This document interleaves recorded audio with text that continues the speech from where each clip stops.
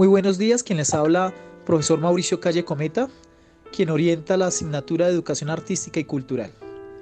Quiero compartir con ustedes la necesidad como un pretexto para el aprendizaje, a propósito de estos momentos de la pandemia. Algún día se acercó un hombre a un sabio esperando que este sabio le revelara la clave para encontrar el conocimiento. El sabio se lo llevó a una fuente de agua y le pidió que mirara al fondo. El hombre se inclinó a mirar de cerca la fuente de agua y el sabio le metió la cabeza dentro del agua por al menos 10 segundos. El hombre, angustiado por respirar, manoteaba y por fin el sabio lo soltó para que pudiera respirar y le dijo: cuando tu deseo de adquirir el conocimiento sea tan fuerte como la necesidad de respirar, lo encontrarás. A veces no comprendemos la necesidad, precisamente como esa oportunidad que la vida nos brinda de poder encontrar solución o poder encontrar nuevas respuestas, y a través de esas nuevas respuestas precisamente encontrar oportunidades en las que aprendemos, en las que desarrollamos y construimos conocimiento. Ese es el propósito de la vida, especialmente en el proceso educativo, que es un proceso que dura toda la vida y que obviamente en las instituciones educativas nosotros, los docentes, los padres de familia y los estudiantes desarrollamos, obviamente teniendo al estudiante como principal eje. Pero es importante que tengamos en cuenta que es un proceso que día a día la vida finalmente nos está proponiendo, y en este momento de emergencia en que las condiciones han cambiado, precisamente cada uno desde nuestras casas tenemos la necesidad de poder encontrar nuevas formas de ser y de desarrollar este proceso de aprendizaje. A diario, especialmente en la casa, especialmente en el colegio, colocamos pretextos cuando se nos presenta muchas veces actividades académicas o indicaciones de los padres para poder llevar a cabo tareas. Y entonces sacamos la excusa de que no entendí, de que es que yo no sabía, de que es que no me dijeron y por eso no lo hice o lo hice mal. Y finalmente, más allá de hacerlo mal o no hacerlo, es preguntarnos por qué sí somos buenos para poder adquirir otros tipos de aprendizaje. Por ejemplo, nadie nos enseña a entrar a Facebook, nadie nos enseña a utilizar muchas veces los recursos como un Xbox, entre otros más, e inclusive muchas de las pilatunas que a veces como niño joven desarrollamos y para las cuales nuestros papás nos dicen quién le dijo que lo hiciera, y pues realmente nadie nos dijo. Muchas veces nosotros mismos encontramos las maneras de hacerlo. La pregunta es por qué somos tan prestos para aprender cosas que obviamente están en la sociedad. Tal vez es porque queremos aprenderlas, o tenemos la duda, o tenemos la curiosidad, y eso no está mal. Pero también es importante que nos demos esta oportunidad en esos ámbitos tanto educativos de la casa como en esos ámbitos educativos del colegio, teniendo en cuenta que nuestros papás y nuestros profesores precisamente están trabajando para que nosotros desarrollemos las mayores cualidades de cara a tener una vida exitosa. Si comprendemos que el desarrollo precisamente educativo en las instituciones educativas, orientado por nuestros docentes que precisamente hemos estudiado y nos hemos preparado para propiciar ese desarrollo integral que se da no solamente en el cuerpo, que se da no solamente en la mente, que se da no solamente en las emociones, sino en muchos de los aspectos del ser humano, y es donde debemos aprender a entender que todas estas acciones y orientaciones que nuestros profesores nos proponen, y nuestros padres de familia también, precisamente van encaminadas a desarrollar muchas de esas actividades y de esas actitudes que nos va a requerir la vida. Por ejemplo, la capacidad de pensar, pero no simplemente pensar por pensar, sino precisamente pensar de cara a desarrollar soluciones, a desarrollar un pensamiento que obviamente nos permita defendernos, que nos permita afrontar la vida de la mejor manera o de la manera más creativa, si lo podemos decir. Entonces entran aspectos como el seguir pautas, por eso la importancia de las guías, que si te dicen 1 es 1, si te dicen 2 es 2, si te dicen 3 es 3. Seguir pautas es importante, aprender a escribir, aprender a hablar, inclusive a veces cuando yo les digo testeen o escriban, porque obvio que es más fácil hablar en este caso de manera oral, pero a veces como se nos dificulta poder dar a entender una idea a través del aspecto escrito, y vuelve otra vez la competencia que mencionamos y la capacidad de diseñar o la capacidad de componer, que finalmente es lo que nos van a proponer estas guías de artística. Ahora bien, empieza la parte más harta de todas, la que a todo mundo le da pereza: leer. Y no entendemos precisamente que la historia de la humanidad ha girado en torno a la escritura, precisamente porque es donde se refleja esa capacidad que el ser humano tiene de trascender. Y de cara, obviamente, o de la mano de la escritura, viene la lectura, que es la oportunidad de leer y de poder de alguna manera descifrar esos mensajes y esos códigos. Y entre los dos se desarrolla esa gran oportunidad que llamamos nosotros la interpretación. Y por eso el proceso educativo, especialmente en el ámbito escolar, va centrado en el proceso de la escritura, de la lectura y de muchos otros subprocesos que hay internamente, como la interpretación, la atención, en este caso diferentes capacidades como la concentración. Pero a nadie nos pueden obligar a despertar este deseo y esta necesidad. Este debe ser un compromiso que surge de nosotros mismos. Ahora, ya entrando en la parte final, si entendemos que todos estos procesos que ya mencionamos antes empiezan por aprender a escuchar, que es una de las mayores cualidades que tienen los niños, la capacidad de ser sensibles no solamente a los diferentes factores del ambiente que nos rodea, sino la capacidad de ser sensibles a esas orientaciones que muchas veces papá, mamá, en este caso los profesores, nos vienen dando.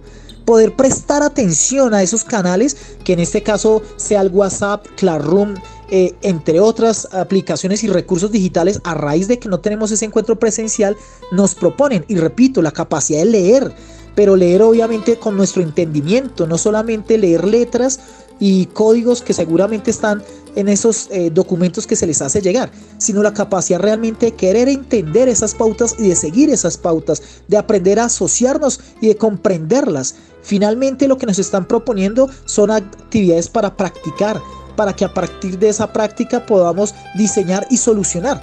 Y quiero ser claro desde ya, las soluciones cada quien finalmente las encuentra. No hay una única solución o un único diseño o una única manera de hacer las cosas.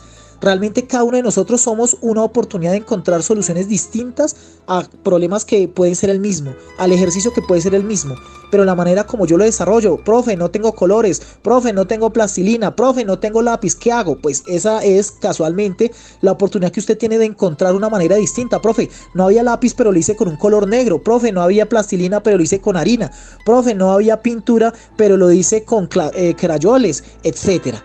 Esa capacidad que cada uno tiene de adaptar a esas necesidades su realidad particular. Eso es de lo que se trata este proceso educativo. Y lo más importante, cuando muchas veces estamos más preocupados por saber cuánto nos sacamos. Claro, es importante saber cuánto nos sacamos porque eso nos estimula para seguir adelante.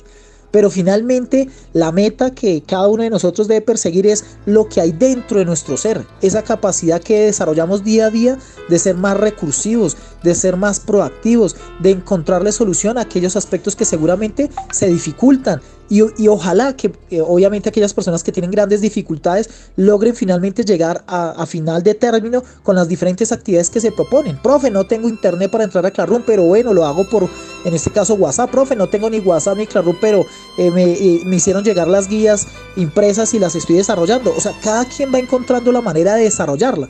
Pero reitero, las personas que pues sencillamente en muchos de esos problemas o en muchos de esos inconvenientes encuentran simplemente un pretexto para no hacer nada, no quiere decir que sean malas, simplemente se están negando la oportunidad de poder desarrollar esos procesos de los que estamos hablando.